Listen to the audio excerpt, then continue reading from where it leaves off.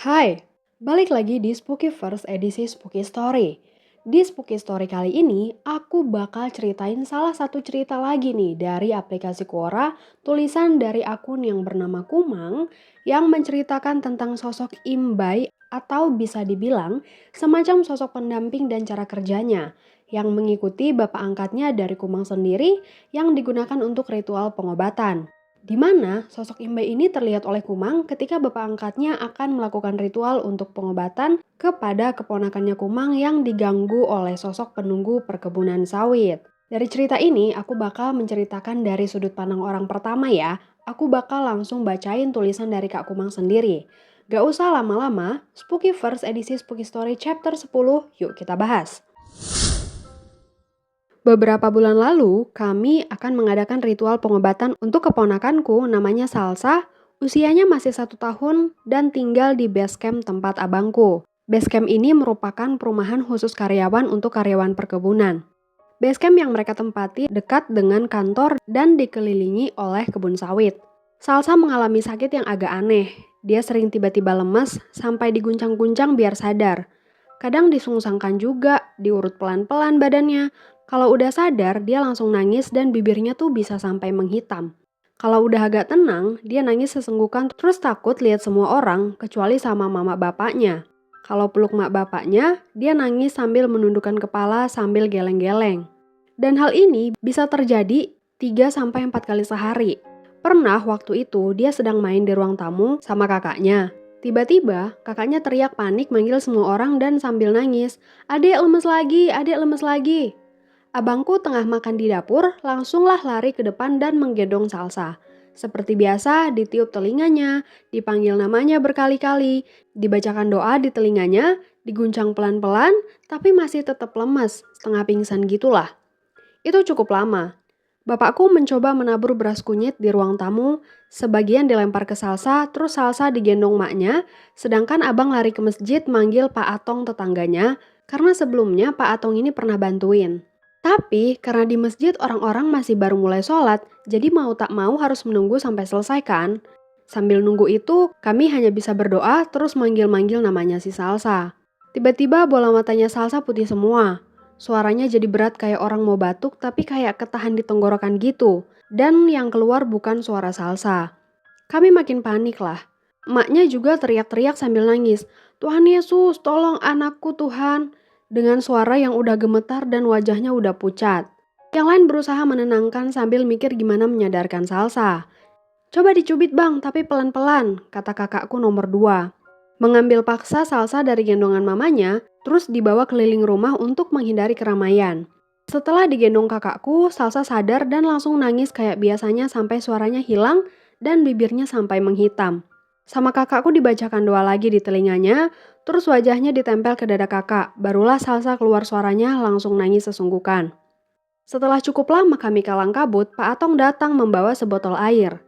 Air itu langsung diusap ke wajah Salsa. Selang beberapa menit kemudian, Salsa ini dikasih ASI lah sama maknya. Kemudian Salsanya tidur pulas. Setelah agak tenang, kami berdiskusi gimana jadinya, apakah ke dokter atau manggil Manang. Manang itu di kampungku kurang lebih seperti dukun ya. Abang bilang kalau ke dokter tuh jauh banget, harus ke kota. Sedangkan hari udah sore, takutnya kemalaman kan di jalan, dan takut dia kambuh juga nanti di jalan. Akhirnya diputuskanlah untuk manggil Manang. Kebetulan bapak angkatku ini seorang Manang, jadi dialah yang dijemput sore itu. Kami yang di rumah membantu mencari perlengkapan ritualnya, seperti ayam kampung, daun sabang, kayu kumpang, bambu, dan babi kampung. Harus ada tempayan juga, tapi bapak angkatku bawa dari rumahnya. Sementara mama dan kakakku memasak sesajen. Bapak angkat, juga abangku, baru tiba di rumah sekitar jam 4 sore.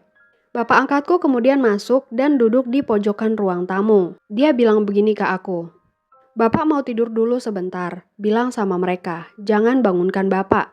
Aku pun mengiyakan. Tapi kulihat Bapak nggak langsung tiduran. Dia duduk dulu menghadap ke jendela, terus mengangguk-anggukan kepalanya, barulah dia mengatur posisi tidurnya. Aku pun pergi ke dapur. Di luar dapur sana ada tempat cucian piring. Nah, di lantai cucian itu ada ayam dan babi. Ayamnya sedang dipotong Awe. Awe ini merupakan adik sepupuku. Sedangkan babi sengaja belum disembelih karena belum nanya ke bapak angkat kan. Dan di tanah sana, di ujung papan cucian, ada bapak kandungku yang sedang bakar lemang untuk ritual nanti. Sedangkan posisiku sedang duduk di dapur menghadap keluar ke arah papan cucian. Di situ, kulihat seorang perempuan bertubuh tinggi, berambut panjang dan lurus, berjalan melewati Awe dan melintas ke belakang bapak kandungku. Aku langsung manggil bapak, "Pak!" Bapak pun langsung nengok. "Ada apa?" "Iya, ada apa kak?" kata Awe. "Tadi ada perempuan lewat sini pak, dia jalan ke jemuran itu pak," kataku. "Hah, gak mungkin, kami gak lihat kalau ada orang." "Jangan nakut-nakutin kak, ayamnya masih lama nih, bisa gak selesai nanti aku motongnya," kata Awe. "Mana ada aku nakutin, aku juga kaget," kataku. "Udahlah, mungkin itu imbai bapakmu," kata bapak kandungku. Aku sangat penasaran, imbai itu ngapain sih, bantu kerja, apa nemenin aja? Karena penasaran, aku masih terus ngeliat keluar, siapa tahu muncul lagi kan? Bener, perempuan itu muncul lagi. Tapi kali itu datang dari arah jemuran, melewati bapak dan menghilang di bawah tangki atau tandon air. Lagi-lagi aku manggil bapak kandungku. "Itu pak," sambil menunjuk ke arah tandon. Bapak sama Awe langsung nengok, tapi belum sempat lihat udah hilang. Awe jadi takut motong ayam. Dia bilang, "Jangan salahkan aku nanti kalau aku kabur ya. Aku mau ada yang nemenin di sini, nggak bantu kerja juga nggak apa-apa, yang penting betah nungguinnya," kata Awe. Akhirnya ponakan kami yang namanya Yosua duduklah di luar nemenin Awe. Setelah selesai semua sajian, perlengkapan ritual itu pun dikeluarkan, kemudian disusun di tempat bapak angkat tiduran tadi. Bersamaan dengan selesainya persiapan tadi, bapak angkatku pun bangun dari tidurnya. Dia bilang kalau imbai atau pengikutnya itu tadi sudah keliling untuk melihat-lihat. Aku memberanikan diri lah untuk nanya, "Imbai bapak seperti apa pak?" "Perempuan berambut panjang," jawab bapak. "Berarti benar dong tadi yang aku lihat. Tapi aku mau memastikan itu benar atau salah ya."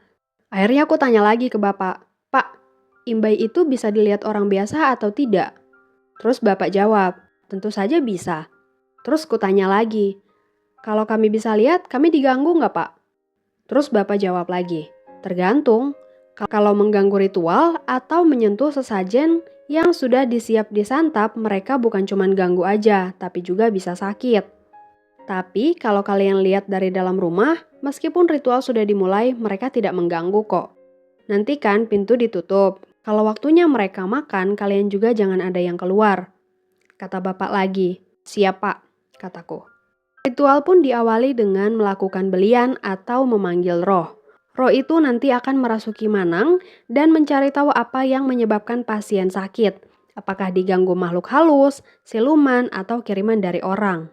Dari penglihatan Manang, Salsa ini diganggu ular kobra penghuni Mungkuk Tedung.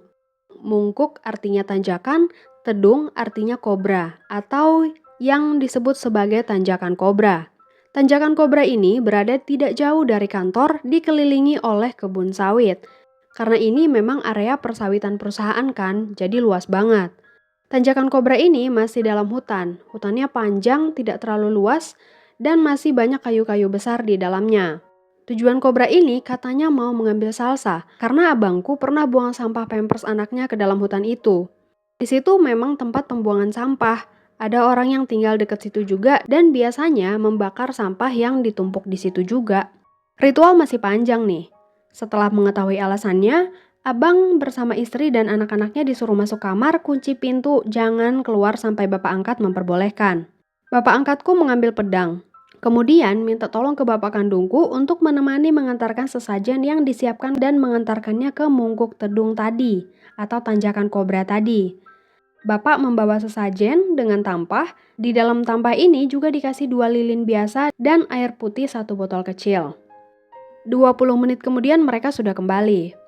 Bapak angkat kemudian belian lagi, atau memanggil roh ya. Kali ini tujuannya memanggil ular itu untuk memakan sesajen yang sudah disiapkan. Kemudian bapak angkatku bilang, "Pada tengah malam nanti aku akan minta tolong salah satu dari kalian menunjuk Awe dan Yosua untuk menjemputku ke tanjakan sana dengan bawa senter." Setelah bilang begitu, bapak angkatku lanjut belian lagi. Belian ini di sini seperti sedang bernyanyi atau nyinden ya. Kami mendengarkan beliannya sambil tiduran karena nahan ngantuk kan.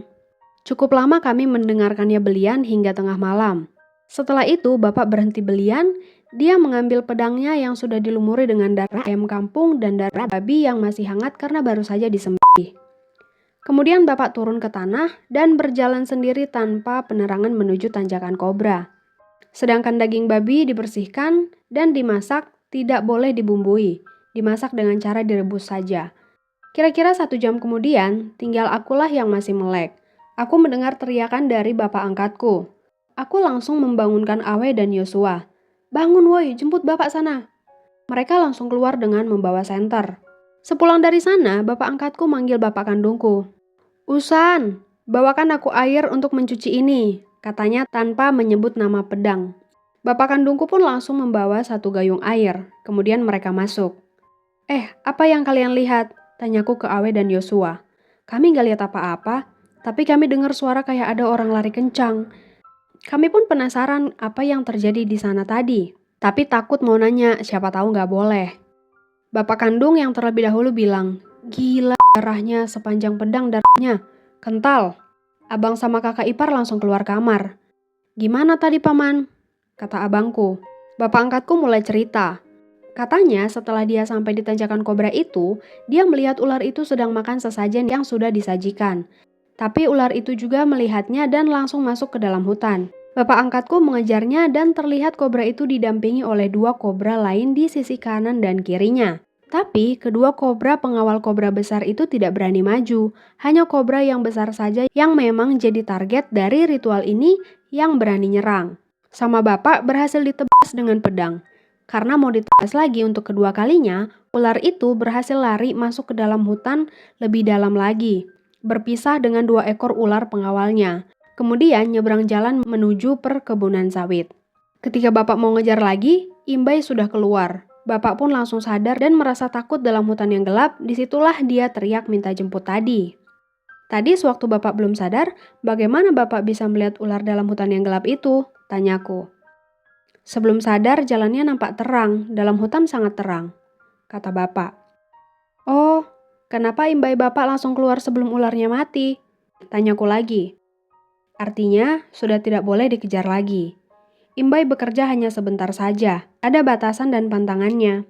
Kalau sudah keluar, artinya tugas dia sudah selesai," kata bapak angkatku.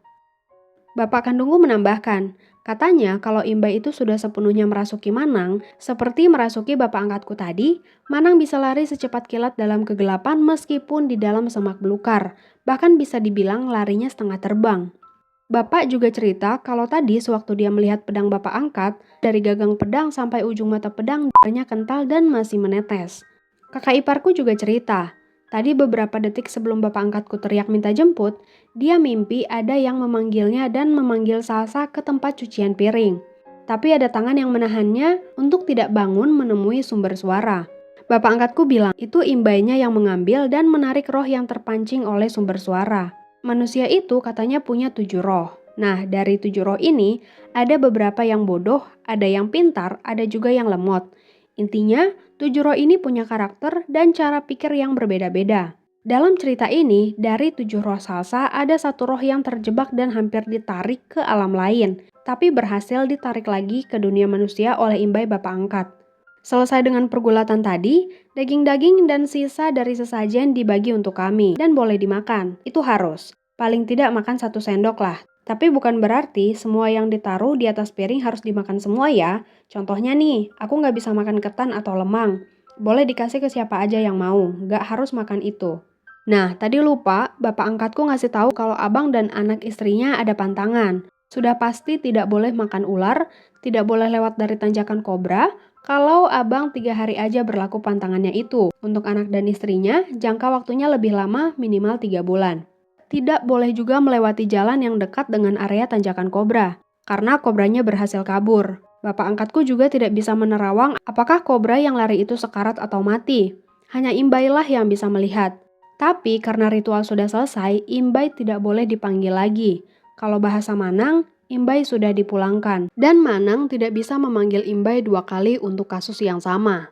Jadi untuk jaga-jaga, patuhi pantangan dari Manang saja. Kalau imbai sudah pulang, Manang itu kembali seperti manusia biasa. tidak punya keahlian tajam seperti saat bekerja dalam pengaruh kuasa imbai.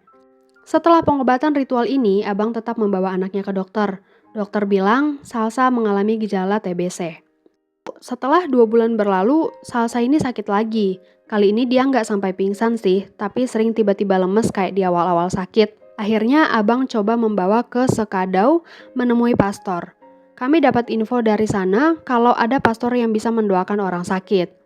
Mereka ke sana berlima, abang bersama anak-anak dan istrinya ditemani kakakku yang nomor 3 karena dia tahu seluk-beluk Sekadau. Sampai sana mereka didoakan semua. Kata pastor, Salsa ini punya kelebihan yang bisa dibilang indera keenam lah. Tapi karena masih kecil, jadi gampang sakit kalau lihat makhluk halus. Dan auranya jadi gelap, ketutupan maksudnya. Selesai didoakan, mereka pun pulang. Kakak iparku masih tidak puas, mereka masih ngecek ke dokter sampai di ronsen juga. Dan dari hasil ronsen ada masalah di paru-paru, tapi sekarang puji Tuhan paru-parunya sudah bersih, hanya saja dia masih harus terus minum obat kejang sampai 2 tahun ke depan. Wah, kami tentunya sangat sedih mendengarnya. Dia masih kecil banget, badannya memang udah mungil dari lahir. Di usianya yang sekarang 1 tahun lebih, lututnya masih lemes, gampang jatuh kalau bangun, berdiri, atau jalan. Mengenai base camp, masih banyak cerita-cerita horor di sana. Lain waktu, aku akan menuliskan lagi cerita-cerita horor yang ada di sana. Nah, itu dia guys cerita dari Kumang dari aplikasi Quora. Kalau kalian mau baca-baca tulisan dari Kumang ini, kalian bisa banget baca dari aplikasi Quora, kemudian kalian bisa search namanya Kumang. Nanti di sana kalian bakal menemukan tulisan-tulisan dari Kumang ini yang menceritakan tentang kejadian-kejadian horor apa saja yang dia alami di daerah tempat tinggalnya. Sekian dulu untuk Spooky Story kali ini. Makasih banyak buat kalian yang udah denger sampai habis. Jangan lupa untuk like, comment, dan subscribe.